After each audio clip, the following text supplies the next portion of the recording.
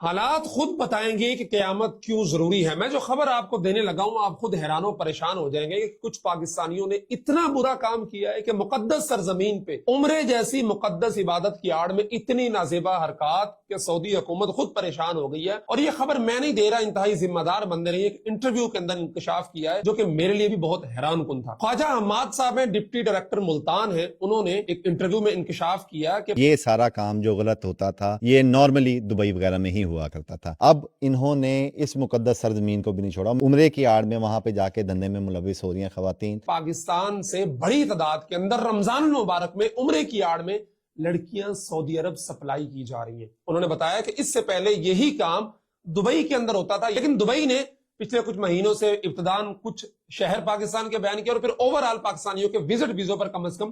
پابندی لگا دی، اور یہ جو لوگ تھے بھوکوں مرنے لگے، خواتین تھی جو یہ بھوکوں مرنے لگی، تو انہوں نے ایک نیا راستہ تلاش کیا کہ نئی مارکیٹ ان کے سامنے اوپن ہوئی، اور وہ تھی مقدس سرزمین کی۔ وہ سعودی عرب کی سرزمین تھی جہاں پہ ٹورزم پچھلے کئی مہینوں سے، پچھلے کئی سالوں سے بلکہ بہت ترقی کر رہی ہے۔ تو انہوں نے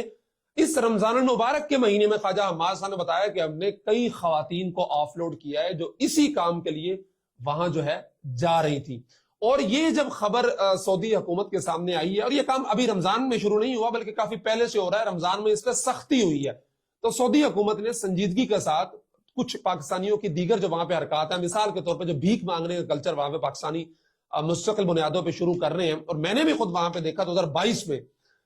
کہ بڑی تعداد میں خواتین اور مرد اور بوڑھے، ایون نوجوان لوگ جو تھے وہ آپ کے پاس آتے ہیں مختلف ہیلے بہانوں سے، کسی کا پرس گم ہو گیا، کسی کے گھر والے اس سے بچھڑ گئے ہیں تو وہ آپ سے رقم کا تقاضا کرتا ہے، اور کوئی کہتا ہے میں نے اپنے بچوں کے یہ چیزیں لے کے جا، یہ ساری چیزیں وہاں کی حکومت، وہاں کی انٹیلیجنس بغور دیکھ رہی ہوتی ہے۔ تو اس وقت سے پاکستانیوں کے حوالے سے ان پہ ایک ریڈ فلیگ تھا جو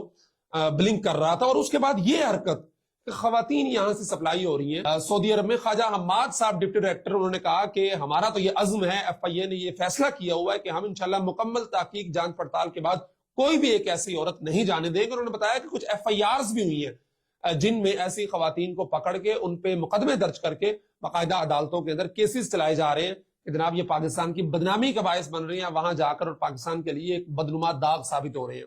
تو یہ گزارش کرنے کا مقصد یہ ہے آپ حضرات سے یہ ویڈیو بنانے کا اور یہ خبر آپ کو دینے کا کہ ہم جب باہر جاتے ہیں پاکستان سے تو ہم اپنے ملک کے نمائندے ہوتے ہیں، ہم اپنے ملک کے سفیر ہوتے ہیں، ہم اپنے پاکستان کو ریپرزینٹ کر رہے ہوتے ہیں۔ تو وہاں پہ اگر کچھ غلط کام ہوتا ہوا دیکھیں کہ جس سے ہمارے ملک پہ حرف آ سکتا ہو، ہمارے وطن پہ کوئی حرف آ سکتا ہو، تو ہمیں کوشش کرنی چاہیے کہ اس کے خلاف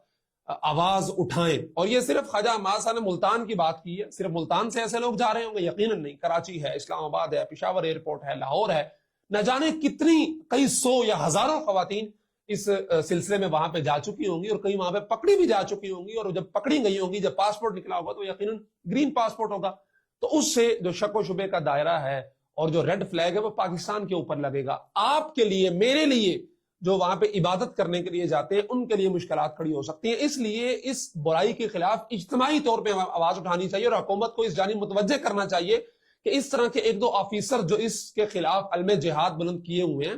اس طرح کے لوگوں کو فری ہینڈ دیا جائے کہ وہ باقی جگہوں پہ بھی مکمل طور پہ تحقیق تفتیش کے ساتھ ایسے لوگوں کے گھیرا تنگ کریں، انہیں پکڑیں، آف لوڈ کریں، اور وہاں نہ جانے دیں کہ اگر یہ لوگ وہاں چلے گئے، وہاں جا کے انہوں نے برے اعمال کیے تو اس میں یقیناً حکومت کا حصہ بھی شامل ہوگا، کیونکہ حکومت نے ان لوگوں کو ڈھیل دی تھی اور یہ لوگ اتنی آزادی کے ساتھ وہاں پہ جا کے ایسے الٹے سیدھے کاموں کے اندر جو ہے وہ شریک ہو رہے تھے۔ اور اس حوالے سے سعودی حکومت، میں نے کہا پابندی کا، تو پابندی سے پہلے وہ کچھ جو ہے نا وہ شرائط بھی لگانے جا رہی ہے۔ عید کے بعد یا حج کے بعد متوقع ہے کہ وہ خواتین کے حوالے سے خصوصاً جو عمرہ کرنے کے لیے جائیں تو وہ اپنے کسی نہ کسی شرعی محرم کے ساتھ ہوں، ان کی ڈاکومنٹیشن اتنی سخت ہو کہ کوئی بھی ایسی خاتون جو اکیلے ٹریول کرتی ہے وہ نہ جا سکے۔ اور اس سے پتہ یہ چلتا ہے کہ اسلام نے جو حکم دیا ہے کہ عورت اپنے محرم کے بغیر سفر نہ کرے، اس کے اندر کتنی بڑی حکمت پوشیدہ ہے۔